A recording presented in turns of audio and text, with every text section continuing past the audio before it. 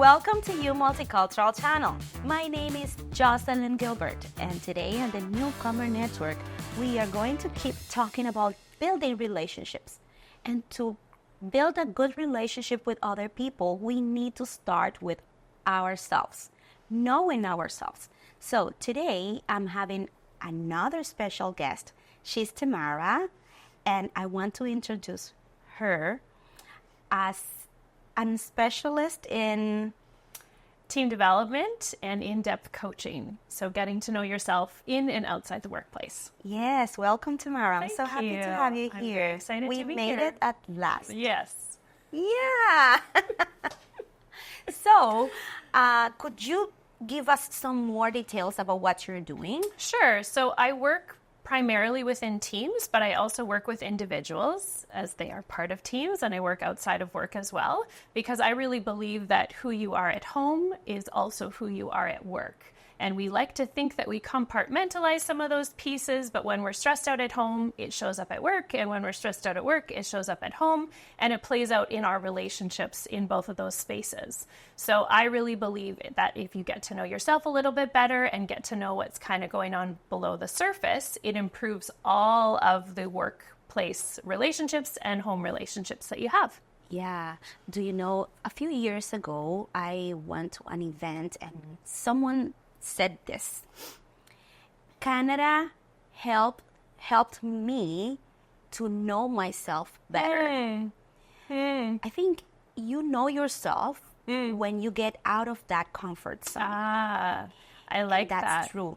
And now that you're mentioning that, I am just remembering that phrase. Actually, there's a concept that I learned about from a friend called the circle of change. And when you're in your comfort zone, there is an element, there's a part of learning and growing and figuring yourself out that is the fear zone. So you move from the comfort zone to the fear zone, and only outside of the fear zone is where you start learning and you kind of expand who you are and you get to interact with new people. So I can imagine when you're moving to a new country, you've already jumped right into the fear zone, whether you like it or not. And so there's an element where you're almost more open to learning about yourself. You have to learn about yourself and figure things out as you kind of navigate this new situation. Why do you advocate for people to know each other before to be successful in order to have good relationships with other people? Not only with the family, with friends, but also at work? My experience with that comes from my own personal experience. I used to be a teacher, and so I was a music teacher. So I actually interacted with upwards of 200 children every single day. And so the amount of times that you're realizing you have to shift and change and respond and react to what's going on around you is really, really high. And so when I started doing work on myself and I started noticing, hey, when someone says that to me, that really stresses me out. Or when someone says this to me, it makes me feel really good. When I started looking at some of those pieces, it changed how I responded in my workplace.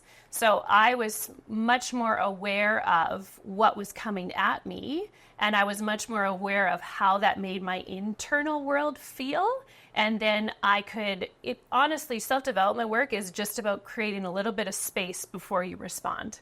So it's, instead of something comes at you and you go, you get inside, you kind of take a minute, you breathe. Self-development work gives you the space to breathe, and then you can think, I bet that person's having a bad day. I don't necessarily need to respond this way to them. They may not be trying to attack me, or they may not be trying to make me feel a certain way. Maybe I'm just taking it that way. So self-development work gives you that little pause in the middle, and so that you can take a breath. You can go, maybe I'm having a bad day, and that's why I'm feeling that way. And then you get to choose your response instead of your responses choosing you.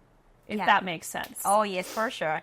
Yesterday I was talking to one of my managers at work, and I told her, I'm so grumpy today. And she said, but it doesn't look like that. I said, yes, but I am. Yes. But I understand how I feel. That doesn't mean I have to be mean to other people, and to look grumpy just because, but I feel it. Well, and that's actually interesting because that's part of the Johari window concept that we were talking about earlier.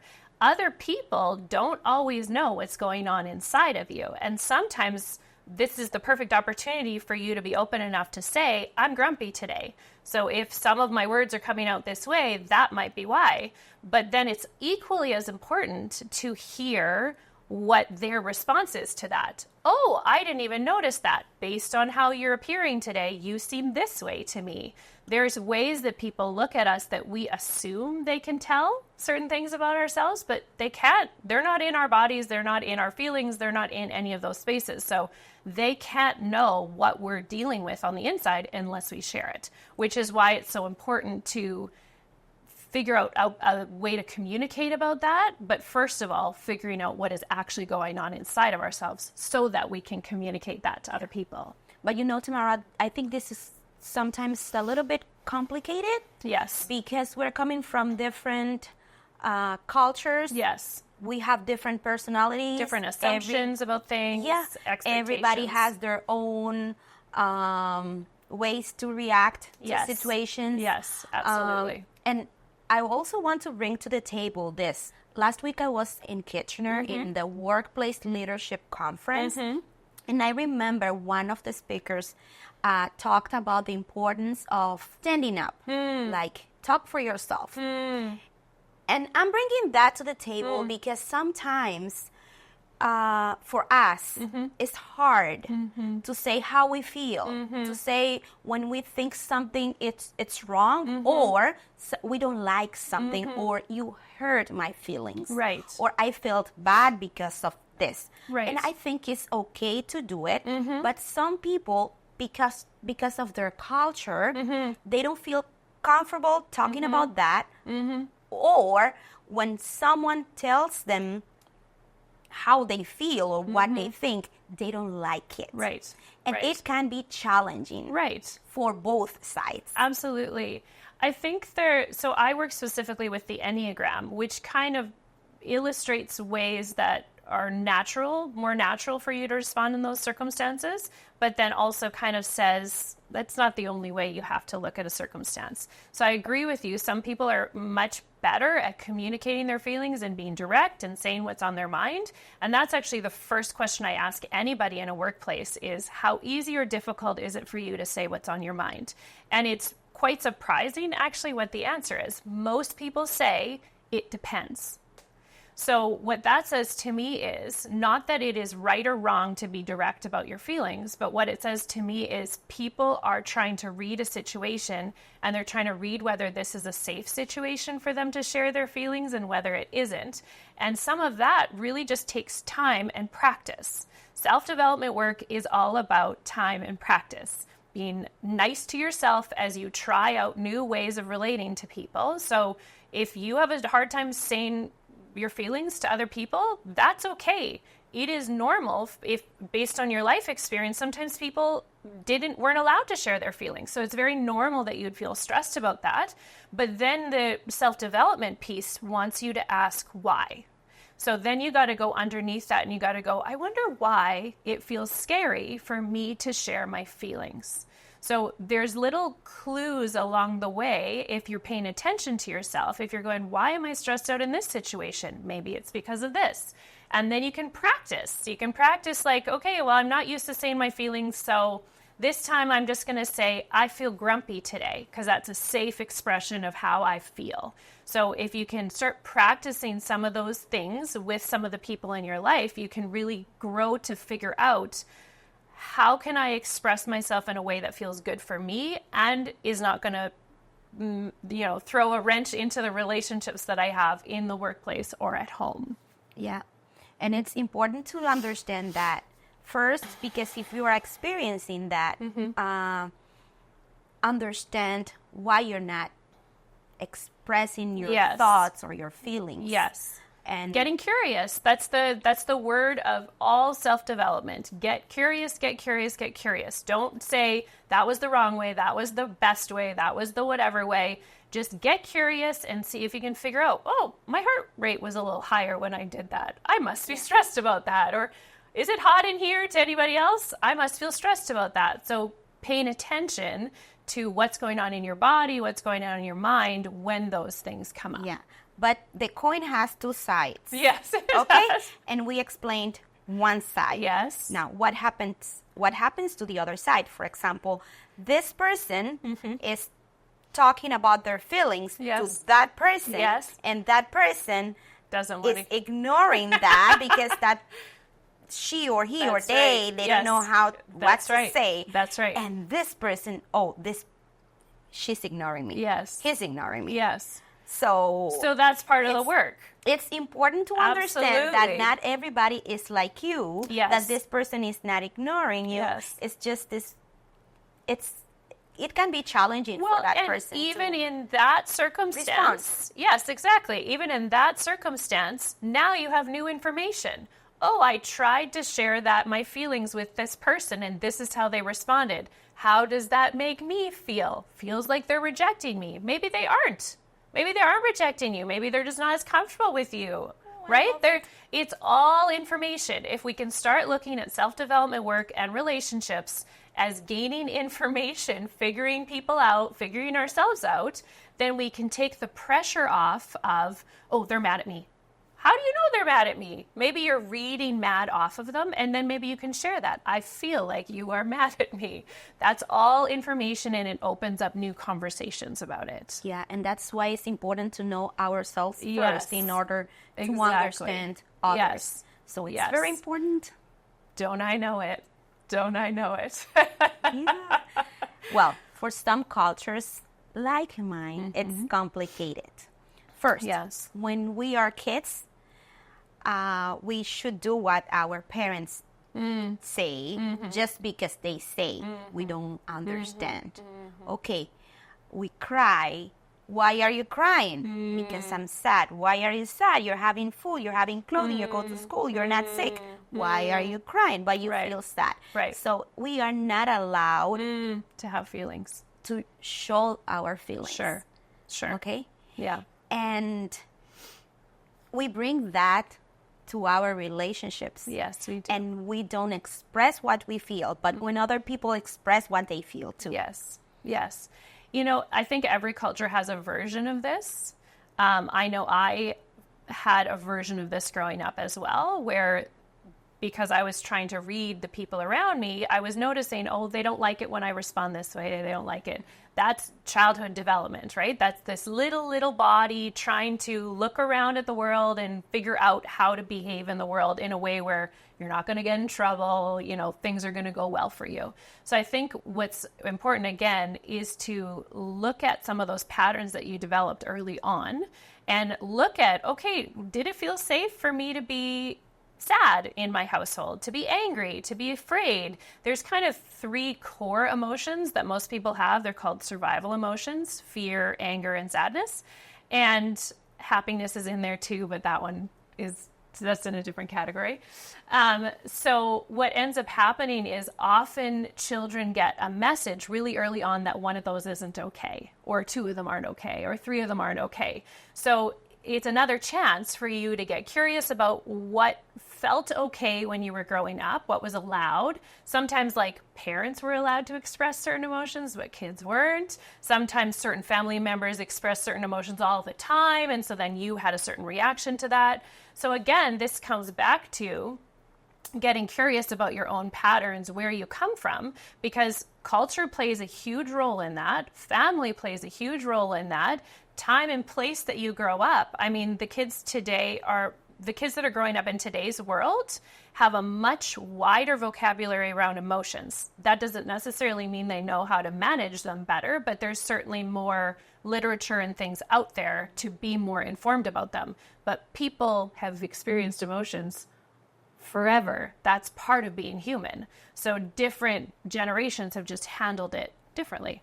So I would say that the root of everything is coming from ourselves and our emotions. Well, I mean, it's the cliche that everyone says, you can only control yourself. That is true. The truth is that you are responsible just for the body that you occupy. And so regardless of how people are coming at you or all those things are happening outside of you, you really can only figure yourself out. So the best gift you can give to your parents, to your kids, to your friends, to your coworkers is to figure out why you are responding a certain way so that you're not constantly engaging in some of those cycles of, they're mad at me, I know it. How do you know that? You don't know that necessarily. You're just making an assumption. So figuring out yourself is literally that you putting your oxygen mask on first is literally the only task we have when we're looking at self-development work. You know, at the beginning, I used to think I was too hard on myself because I was reflecting on everything.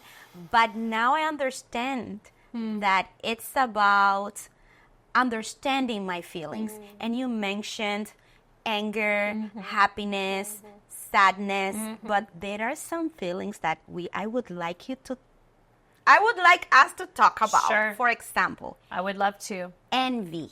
Ah. And I want to share something with you. Sure. I was noticing that I was having some feelings inside me and reflecting on those feelings. I said, it looks like envy.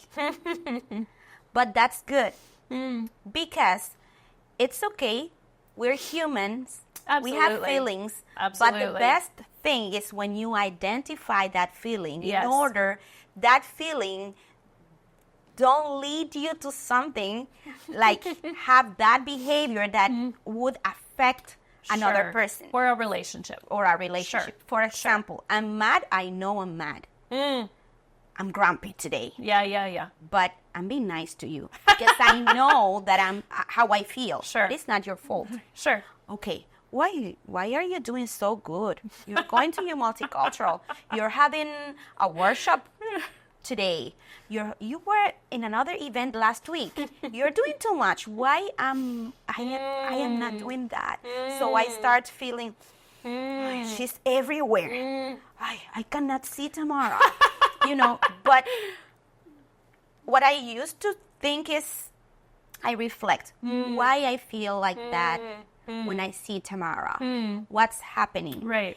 And if you reflect on that, you might identify what's happening. But sometimes we don't want to recognize that we are being... Well, I think this brings up another great cultural point. Certain cultures, beyond whatever you experience in your family, certain cultures are more comfortable with certain emotions than others. So there's a labeling and hierarchy system in some cultures around what emotions are allowed and what aren't. And envy always gets put on the bottom. You're not supposed to be envious. But I don't know, I'm not a trained psychologist, so I don't know the full background of, how to categorize emotions. But what I do know is out of those three survival emotions is where we find some of those additional emotions. So envy, for example, can sometimes be connected to sadness.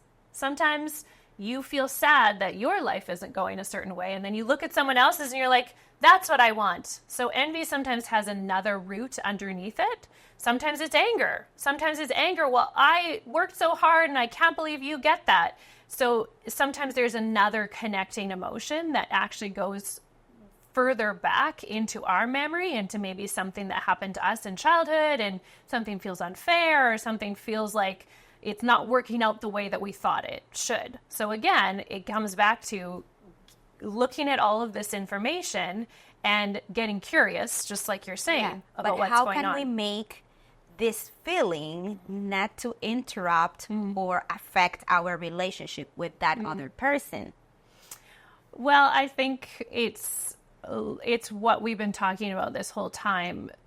Emotions are going to come up, and the first step of emotions is always just to let them be without judgment.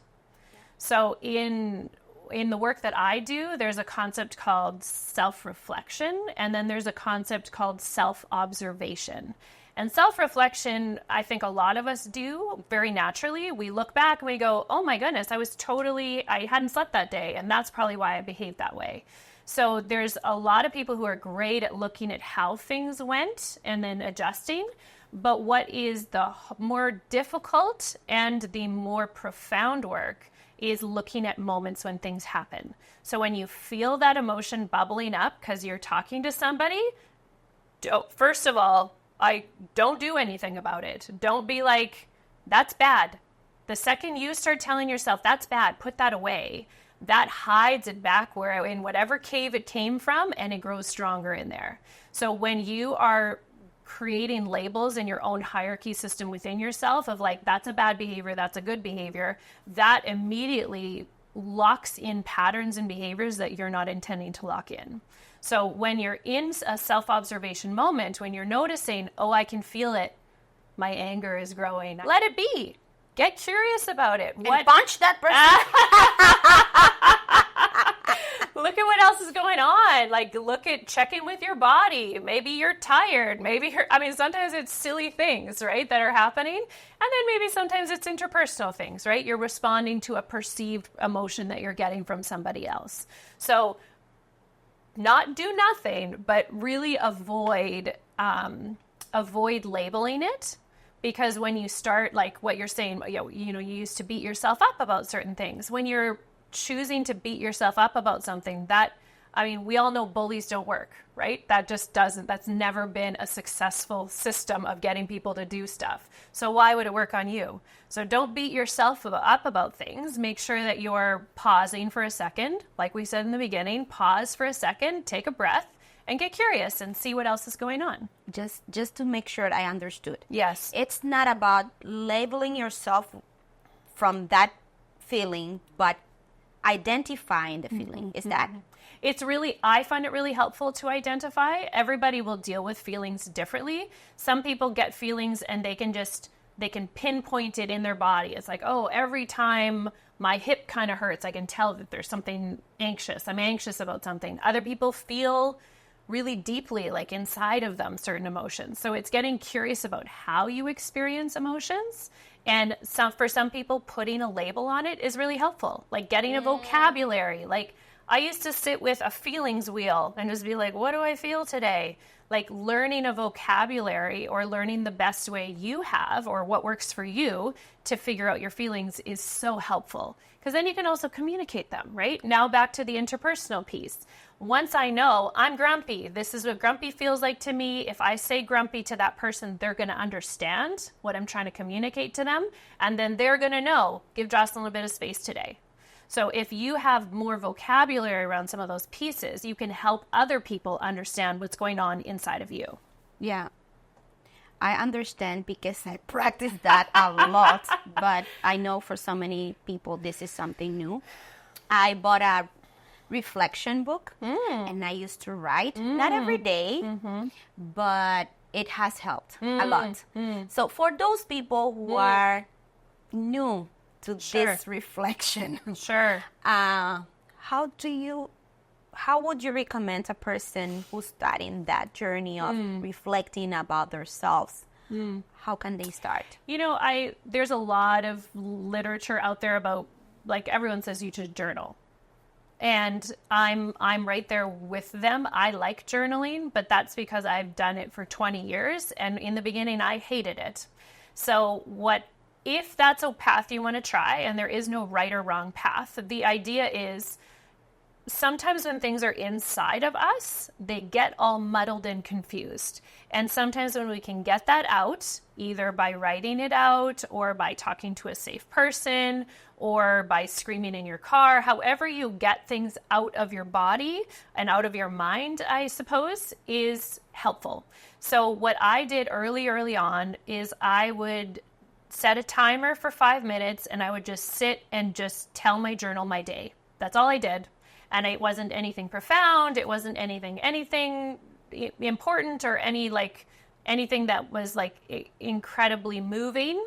But it was a way for me to get some of the thoughts that were inside of my head outside my body, so that you can kind of, again, label them if they need to be labeled, but also it makes it feel more tangible. Then it's something that you can actually work on. So I'm a huge fan of journaling, but honestly, the biggest thing that you can do for yourself is when you can feel a pattern or an emotion or something coming up, is to pause and take a breath. If that's all you do today is to feel something happen that feels like an emotion you're used to, not used to, or whatever, pause, don't say it's bad or good, and just pay attention for like 5 seconds. Just pay attention to what's going on and see if some other information comes up for you. Tamara, I have 2 questions before we wrap up. How can a person respond to another person who's telling them how they feel about something? In, I would say, in a negative way. Sure. I'm mad because you did this to me, because you said that. Are you talking about you a hurt my confrontational? feelings? Yes. Okay. How would you respond to that? The truth is there is no right way to respond.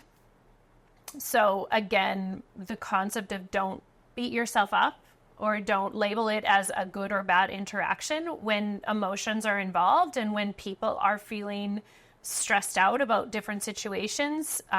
Lots of things are at play. So what I recommend is to do the exact same thing that you would do when you're experiencing emotion, because likely you are, right? When someone's coming at you in a more confrontational way, that is going to bring up your own fight, flight, and freeze responses, right? So the system doesn't change. Pause, take a breath, see how you're feeling. You might respond in a way that helps the situation. You might respond in a way that doesn't help the situation. Don't use that opportunity to beat yourself up, because you are, again, still just in control of yourself. So that circumstance is a perfect chance for you to gain a little bit of information about yourself, get curious about what you're feeling, and then what comes out of your mouth. It's impossible to know whether that's going to fix the situation. But if you're able to be calm and you're able to take a breath, then at least you know that you're responding from the best version of yourself in that situation, rather than just feeding the cycle over and over and over and over again. Because if you come at me hot and heated and I come back at you, that is not ending that circumstance. That's just creating more emotion that's going to get higher and higher and higher. And the opposite too. If I ignore how you feel and you ignore me, we are never going to solve the issue, or the feeling will be there and will be growing. Right. Yeah.